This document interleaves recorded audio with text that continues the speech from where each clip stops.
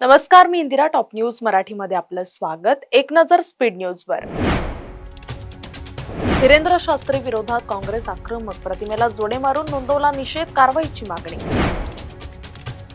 भाईंदरमध्ये प्रताप सरनाईक यांच्या कार्यक्रमस्थळी भाजपचा राडा.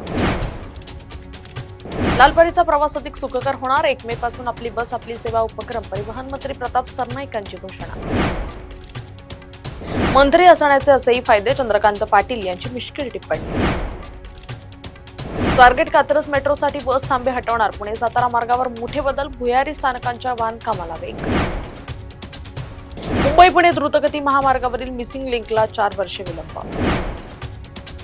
विधान परिषदेच्या 2 जागांसाठी एकनाथ शिंदे यांचं धक्कातंत्र. मुंबई पुणे मिसिंग लिंक, अवजड वाहनांना तात्पुरती प्रवेशबंदी, 6 महिन्यानंतर प्रवेशासंबंधी निर्णय.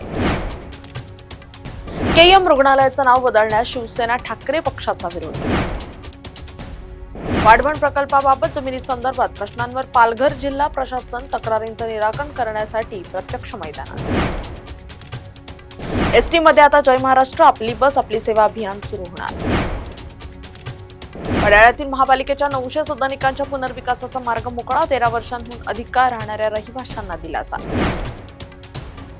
पुण्यात आठवडे येथील 792 घरांसाठी सोडत, उद्यापासून अर्ज विक्री स्वीकृती. अल्प आणि मध्यम गटातील घरे 46 ते 65 लाख रुपये किंमत. महिलांच्या स्वावलंबनाला नवं बळ, जळगाव जिल्ह्यात 9 कोटींच्या निधीतून 31 बचत गट भवन उभारणार.